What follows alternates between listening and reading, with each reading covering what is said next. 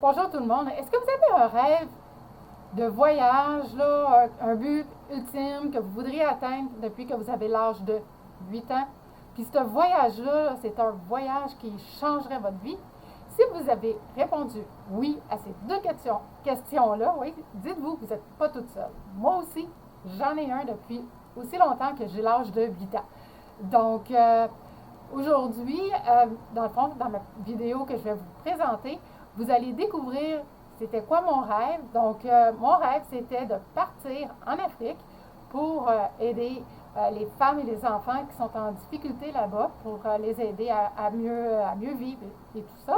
Et aussi, tant qu'à être là-bas, je me dis tout aussi bien d'aller faire un safari. Alors, aujourd'hui, c'est de ça que je voulais venir vous parler dans ma vidéo. Et puis, dans le fond, je vous ai préparé, en fait, un petit guide avec le top 5 des animaux que là-bas, en Afrique, on appelle le Big Five. Donc, je vais vous mettre c'est quoi ce Big Five-là, avec le pourquoi qu'ils ont nommé ça comme ça. Donc, juste pour vous donner une idée, on retrouve, entre autres, l'éléphant, puis c'est ça. Pour pouvoir savoir les autres, vous avez juste à télécharger mon guide. Donc, je suis Mylène Sauvé, je suis croisiérologue pour Mylène Rêve de croisière et vous.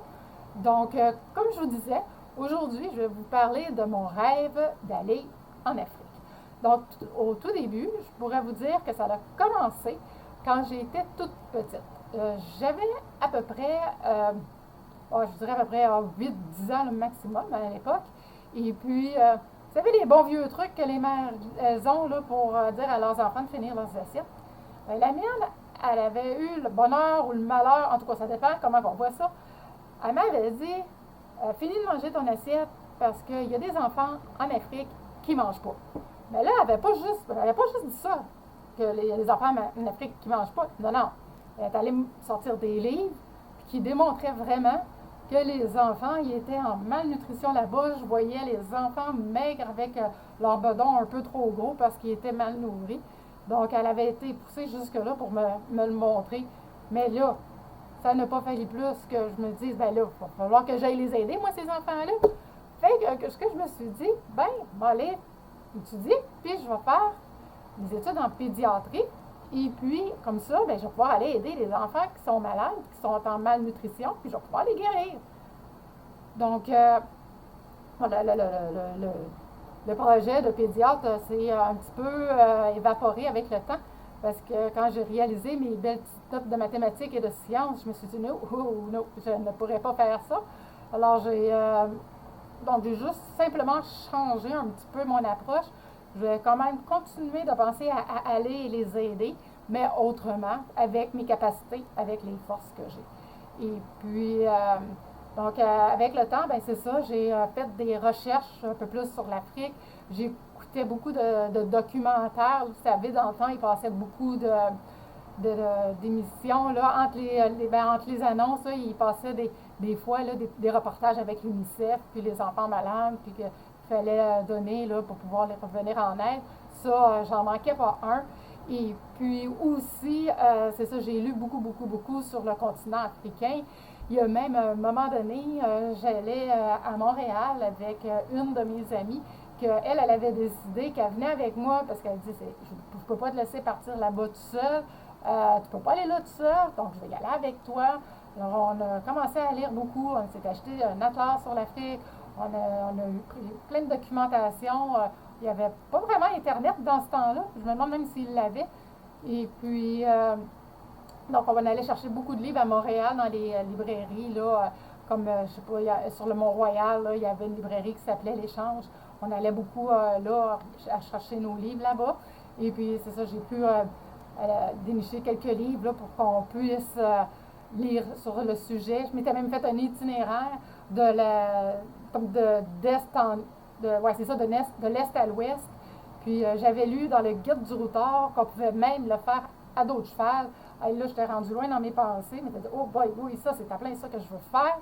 Et puis aussi, par la suite, ben c'est ça, quand j'ai découvert que, c'est ça, les safaris, qu'on pouvait faire des safaris au Kenya, en Tanzanie, voir les plaines du Serengeti, pour voir aussi la grande migration des animaux.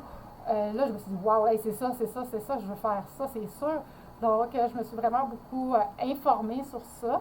Et puis, même que là, maintenant, c'est ça, je me suis même fait un vision board. Donc, je me suis mis sur. Je me suis acheté l'année passée un carton. Euh, Ça, c'était. J'avais fait ça pendant que j'étais en thérapie. Mais je suis encore, mais en thérapie sur le deuil. Et puis, j'avais fait une dépression. Et puis là, pour m'en sortir, ma thérapeute du deuil, elle m'avait dit prends un gros carton, puis mets des. Comme, imagine là, ton voyage de rêve. Puis là, j'ai passé quasiment la journée, une journée et demie, juste à trouver des images, puis trouver tout ça, là, qu'est-ce que je pourrais, où que je voulais aller, qu'est-ce que je voulais faire, puis les personnes à contacter. Puis, donc, j'étais vraiment là dans un mode vraiment créatif.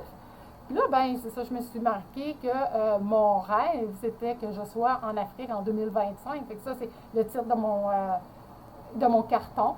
J'ai mis ça en titre de carton, puis après ça, j'ai tout mis les endroits où est-ce que je voulais aller. J'ai mis des mots, des images, les animaux là-bas que j'aimerais voir, les pays que j'aimerais aller visiter. Donc, c'est toutes des choses là, comme ça qui m'ont aidé là, à passer au travers tout ce que j'ai passé là, l'année dernière, en fait.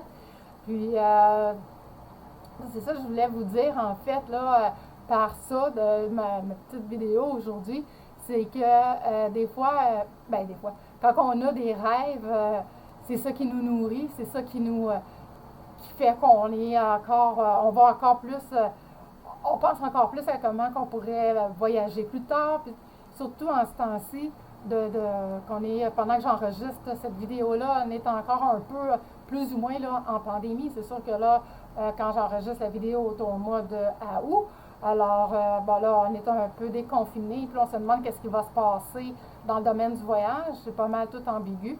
Donc, je voulais venir vous parler là, de mon rêve, puis pour moi, comme vous savez, c'est ça, c'est important là, de croire en nos rêves. Et puis, c'est important d'y croire, puis de penser qu'un jour, ça va se réaliser. Puis que, donc, je voulais venir vous parler de tout ça aujourd'hui. Puis aujourd'hui aussi, je vous ai parlé qu'il y avait des animaux qu'on trouvait là-bas, qu'on les appelait les Big Five, quand on allait en safari. Dans le fond, c'est des animaux que j'aimerais ça éventuellement, là, c'est sûr, quand je vais aller en safari, j'aimerais ça voir eux, mais en voir d'autres aussi, là, c'est bien évident. Donc, ça fait le tour aujourd'hui de ce que je voulais vous parler par rapport à mon objectif de l'Afrique pour 2025. Alors, comme